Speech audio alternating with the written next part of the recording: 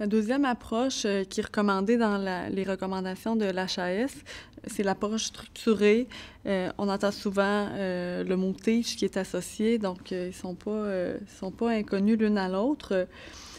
L'approche structurée, ça réfère à l'utilisation du support visuel et la structure permettant de supporter un enfant, un adolescent ou un adulte dans ses déplacements, dans ses activités quotidiennes, tout en supportant son autonomie. Donc, à tort ou à raison, des fois, on pense que TEACH, c'est que pour des enfants qui sont très petits. C'est un des mythes qui doit être défait. C'est-à-dire que les principes de la structure, c'est applicable à tout moment de vie, à tout âge. Il faut juste savoir comment l'adapter puis avec quels paramètres on peut jouer.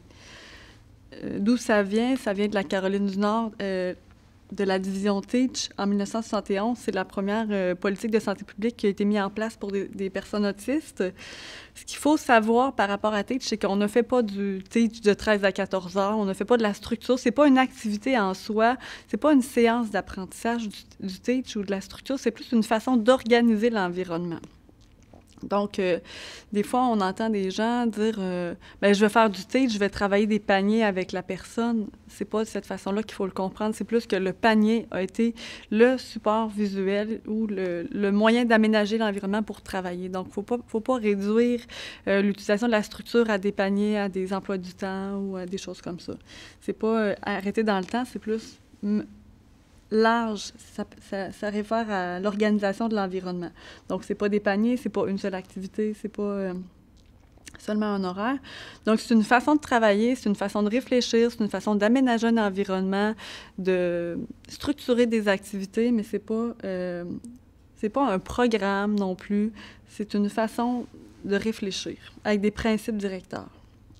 Les principaux objectifs de TEACH ou de l'approche structurée, c'est de développer l'autonomie de la personne, de réduire l'intervention de l'adulte ou de l'intervenant, augmenter la prévisibilité. On entend souvent que les enfants autistes, les personnes autistes ont de la difficulté à gérer la nouveauté. Le fait d'utiliser des structures visuelles, ça leur permet d'apaiser puis de répondre à ce besoin-là. Ça aide à comprendre les notions plus abstraites comme le avant, après, cet après-midi, ce soir, demain. Donc, ça permet d'illustrer visuellement ces concepts-là qui veulent souvent pas dire grand-chose, surtout pour les petits. Donc, le fait de comprendre qu'est-ce qui est attendu d'eux, le fait de pouvoir anticiper qu'est-ce qui va arriver demain, qu'est-ce qui va arriver cet après-midi, évidemment, ça peut avoir un effet sur leur anxiété.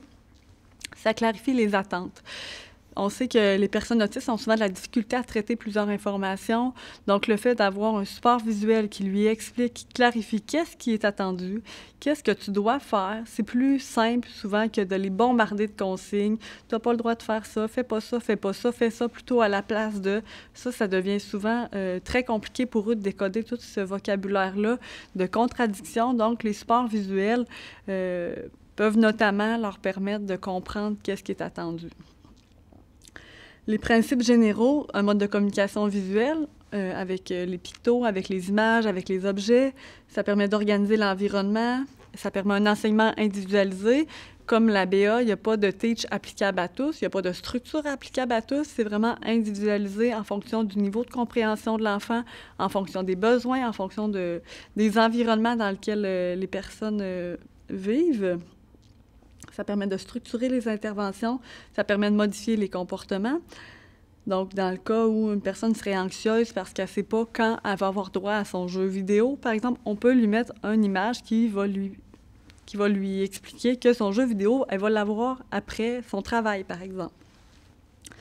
Ça permet d'individuer la structure en fonction de l'âge, des capacités d'attention, des intérêts, des motivations et du niveau de développement.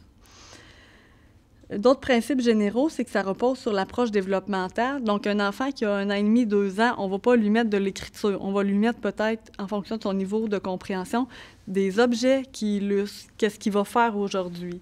Une personne adulte, on ne va peut-être pas lui mettre des objets, on va lui mettre de l'écriture. On va peut-être même mettre un emploi du temps dans son téléphone intelligent pour lui aider à anticiper qu'est-ce qui va arriver ou qu'est-ce qu'elle a à faire, les étapes d'un travail, etc. Donc, développemental, des exemples, un emploi du temps par 3D, par photo, par image, par écrit. On pourrait même mettre le téléphone intelligent. Ça permet de simplifier et modifier l'environnement en ajoutant des indices visuels. On pense souvent à à dire à la personne qu'est-ce qu'elle ne doit pas faire. Donc, tu n'as pas le droit de mâcher de la gomme, tu n'as pas le droit de bouger sur ta chaise, tu n'as pas le droit de faire plein de choses, mais qu'est-ce qui est vraiment attendu de lui? Souvent, la personne est démunie parce que l'adulte ne lui dit pas les attentes. Donc, souvent, le meilleur moyen de penser un support visuel, c'est d'illustrer le comportement attendu. Oui, des fois, on va utiliser le comportement qui est interdit, puis on va lui illustrer avec un ne pas, avec un X dessus. Mais le meilleur moyen d'être clair, c'est souvent de mettre le comportement qui est attendu ou les étapes d'une tâche, mais formulé de façon positive. Dans le quotidien, pourquoi on utilise des supports visuels, pourquoi on utilise la structure, que ce soit les personnes qui ont un TSA ou les neurotypiques, un calendrier pour se repérer dans le temps, une liste to-do pour savoir, pour rien oublier qu'est-ce qu'on a à faire, une checklist, des photos pour se rappeler de certaines pièces ou dans différents contextes, on peut utiliser des photos, une liste d'épicerie pour se rappeler qu'est-ce qu'on doit acheter, des signes pour des directions, des logos dans des magasins, des symboles sur la route, une recette dans un livre, des notes de rappel, des post-it, un manuel d'instruction pour nous dicter les étapes qu'on doit faire, dans quel ordre on doit le faire.